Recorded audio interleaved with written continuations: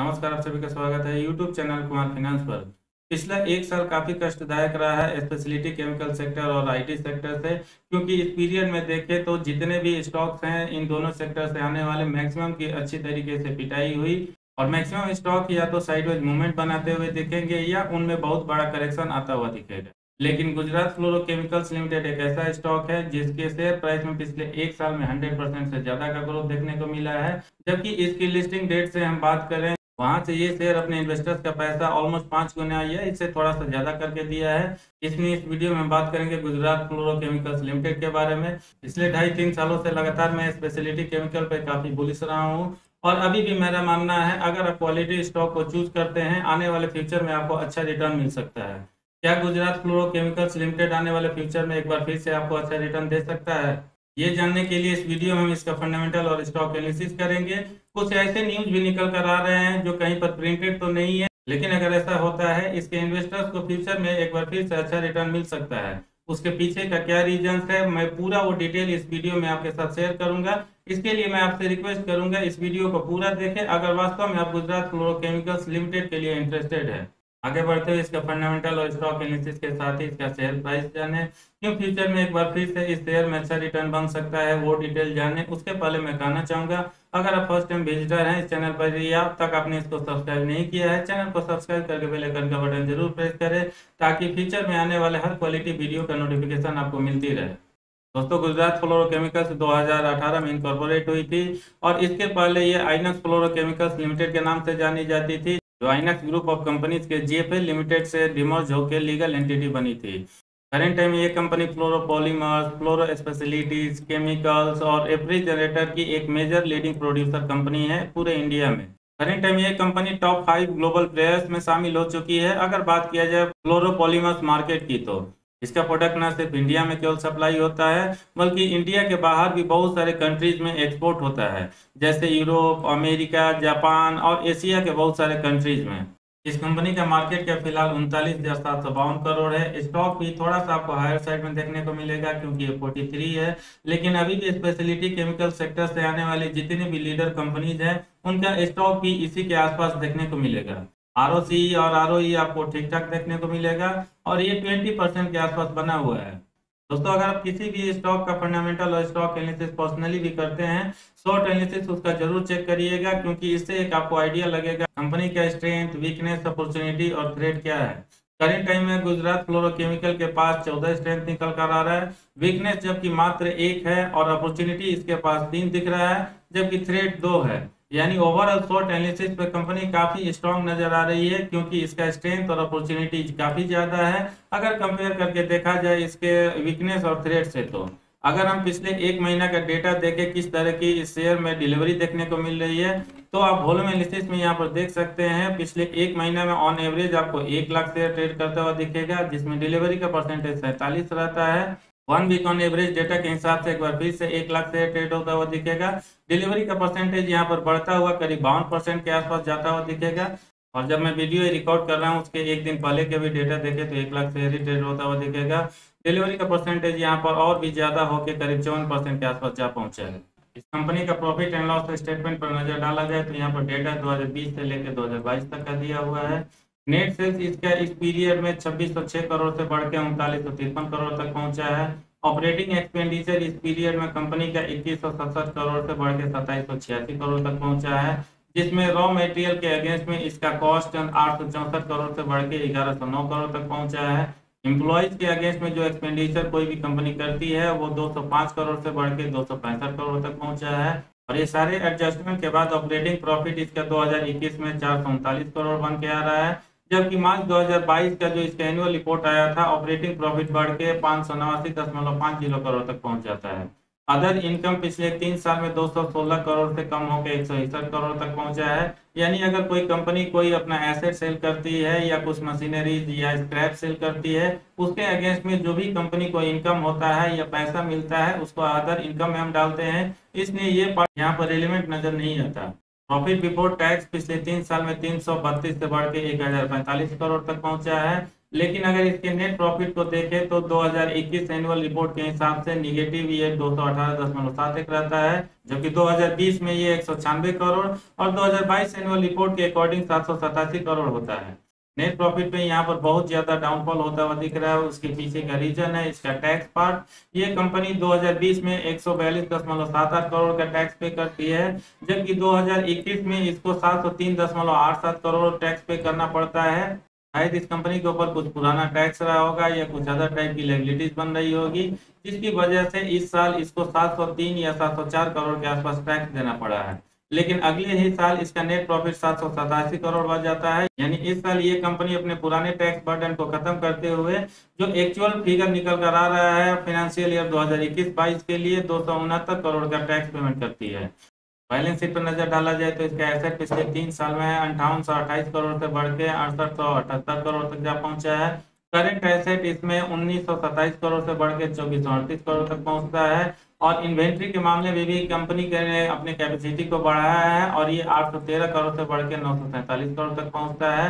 Cash and bank balance का भी growth rate आपको काफी हाई देखने को मिलेगा और ये 16.5 से बढ़ के 153 करोड़ तक जा पहुंचा है इस सेम पीरियड में।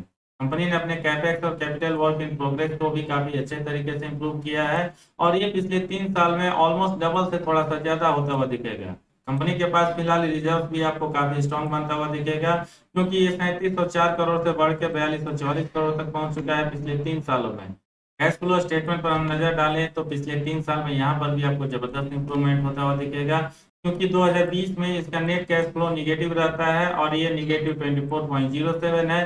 2021 में इंप्रूव होते हुए निगेटिव 5.03 होता है और फाइनली 2022 में पॉजिटिव आता है और ये 13.99 तक पहुंच चुका है। इस कंपनी का ना सिर्फ एनुअल पीएनएल स्टेटमेंट आपको इंप्रूव होता हुआ दिखेगा, बल्कि क्वार्टरली फाइनेंशियल स्टेटमेंट भी काफी स्ट्रांगली बढ़ते जा रहा है, क्योंकि जून 2021 से जून 2022 क्वार्टर रिजल्ट तक जो यहाँ पर डेटा दिया हुआ है, नेट सेल्स इसका 912 करोड़ से बढ़ के 1334 करोड़ तक पहुंचता है।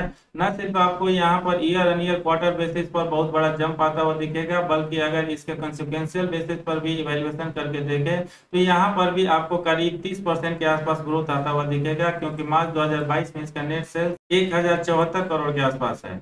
ऑपरेटिंग प्रॉफिट भी इस कंपनी का नेट सेल की लाइन में ही जाता हुआ दिखेगा और लगातार आप यहाँ पर इंप्रूवमेंट देख सकते हैं, जिसका इम्पैक्ट फाइनली आपको नेट प्रॉफिट पर भी आता हुआ दिखेगा। और यहाँ पर मात्र 5 क्वार्टर रिजल्ट में इसका नेट प्रॉफिट 151 से बढ़ के 303 करोड़ तक जा पहुंचा है। नेट प्रॉफिट में डबल ग्रोथ का सीधा सा मतलब है इसका अर्निंग पर शेयर भी आपको डबल होता हुआ दिखेगा और ये भी 14 से बढ़ के 28 तक जा पहुंचा है। शेयर होल्डिंग पैटर्न को देखें तो यहाँ पर प्रोमोटर्स की होल्डिंग जो जून 2021 में 68.37% थी, यहाँ पर थोड़ी सी आपको गिरावट आती हुई दिखेगी और जून 2022 क्वार्टर रिपोर्ट के हिसाब से 66% तक पहुंच चुका है। यानी प्रोमोटर्स ने अपना होल्डिंग करीब 2.3% के आसपास सेल किया है। करंट टाइम में इसके प्रोमोटर्स ने अपना कुछ शेयर भी प्लेस करके रखा है और ये फिलहाल 3.04% है। पब्लिक की होल्डिंग फिलहाल इस कंपनी में 25.57% है। एफआईज की होल्डिंग इस कंपनी में पिछले कुछ क्वार्टर से बढ़ती हुई दिखेगी और ये 2.20% से बढ़ के 4.10% तक पहुंचा है, जबकि टोटल डीआई की जो होल्डिंग इस कंपनी में है ऑलमोस्ट आपको फ्लैट नजर आएगा और ये 4.90% में मामूली गिरावट के साथ 4.25 तक पहुंचा है। गुजरात फ्लोरोकेमिकल्स लिमिटेड के फोरकास्ट में जो 5 एनालिस्ट ने अपना ओपिनियन शेयर किया है, 80% इसके पॉजिटिव साइड में है, जबकि एक एनालिस्ट इसके बारे में अदरवाइज व्यू रखता है, जिसकी वजह से यहाँ पर 20% आपको इसके अगेंस्ट में जाता हुआ दिखेगा। इस शेयर को लेकर जो प्राइस फोरकास्ट किया गया है, लोअर साइड में ये शेयर आपको करीब 12.5% के आसपास निगेटिव रिटर्न दे सकता है, मीडियम साइड में आपको करीब 10% का पॉजिटिव रिटर्न दे सकता है और बेस्ट सिचुएशन में 22% का रिटर्न मिल सकता है अगर आप इस शेयर को करंट लेवल पर बाई करके चलते हैं तो, और ये सितंबर 2023 तक हो सकता है। इसके रेवेन्यू को लेकर जो फोरकास्ट किया गया है, लोअर साइड में ये 20.44% रह सकता है, जबकि बेस्ट सिनेरियो में ये 1307% के आसपास पहुंच सकता है और जो डेटा यहाँ पर दिया हुआ है ये मार्च 2023 तक के लिए है। अर्निंग पर शेयर यानी ईपीएस को लेकर भी जो फोरकास्ट किया गया है, यहाँ पर भी आपको बहुत बड़ा जंप आता हुआ दिखेगा, क्योंकि लोअर साइड में यहाँ पर भी आपको पॉजिटिव करेगा 15.5% के आसपास ग्रोथ आता हुआ दिख सकता है और हायर साइड में ये 64.24% तक जा सकता है। इस कंपनी का जो यहाँ पर वैल्यूएशन किया गया है इसके पीएस के साथ, आप देख सकते हैं जो 4 कंपनीज का यहाँ पर डेटा अवेलेबल है। गुजरात फ्लोरोकेमिकल्स लिमिटेड का वैल्यूएशन नंबर 2 पोजीशन पर आएगा, क्योंकि सबसे अट्रैक्टिव वैल्यूएशन आरती इंडस्ट्रीज का दिया गया है जो करीब 24 पी के साथ चल रहा है। बिनाती ऑर्गेनिक करीब 69.46, जबकि नवीन फ्लोरिन इंटरनेशनल का पी यहाँ पर 82.3 है। पीएस के साथ कंपैरिजन करते हुए इस शेयर के बारे में जो फोरकास्ट किया गया है, यहाँ पर सबसे अच्छा रिटर्न आपको गुजरात फ्लोरोकेमिकल्स लिमिटेड ही देता हुआ दिखेगा, क्योंकि अपसाइड पोटेंशियल यहाँ पर करीब 16.5% दिखाया गया है। आरती इंडस्ट्री का करीब 7.5%, बिनाती ऑर्गेनिक का निगेटिव साइड में 2.79%, जबकि नवीन फ्लोरिन इंटरनेशनल लिमिटेड का निगेटिव साइड में 0.89% है।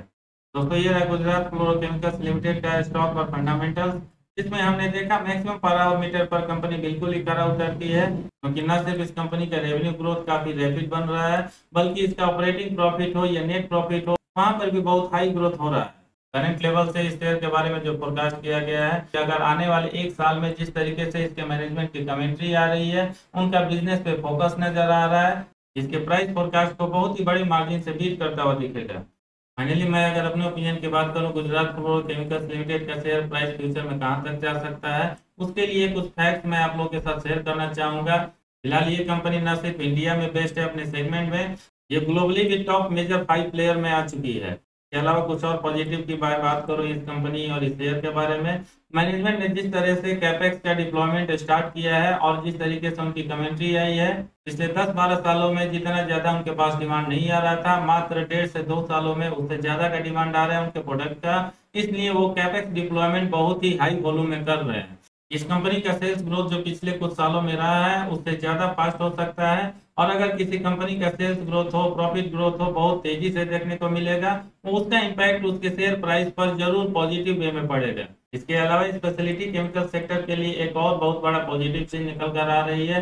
पहले हम बात करते थे चाइना प्लस वन की, लेकिन अब बात होने लगी है China plus one and Europe plus one, क्योंकि हम देख चुके हैं चाइना में बहुत सारे स्पेशलिटी कंपनीज को शट डाउन कर दिया गया है, और जो रिक्वायरमेंट चाइना से फुलफिल हो रही थी उसका एक बड़ा हिस्सा इंडिया को मिल रहा है, क्योंकि अब यूरोप के बहुत सारे कंट्रीज भी इस लिस्ट में शामिल होते जा रहे हैं, जहां पर केमिकल सेक्टर के मैक्सिमम कंपनीज को शट डाउन करना स्टार्ट हो गया है। इसलिए उसका भी एक बहुत बड़ा बेनिफिट और रेवेन्यू इंडियन कंपनीज को मिलेगा, और जिस सेगमेंट में कंपनी काम करती है उस सेगमेंट में एक तरह से मार्केट लीडर बन चुकी है, इसलिए वहां पर भी बहुत बड़ा बेनिफिट और रेवेन्यू इस कंपनी के लिए आ सकता है।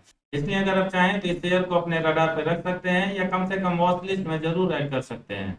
आने वाले 3-4 सालों में इस शेयर का मार्केट प्राइस कहाँ जा सकता है, मुझे ऐसा लगता है जिस तरीके से इसके मैनेजमेंट की कमेंट्री देखने को मिल रही है, China plus one and Europe plus one की बातें होने लगी है, इसका शेयर प्राइस यहाँ से अगर 3 से 4 गुना हो जाए, मेरे लिए कोई सरप्राइज की बात नहीं होगी।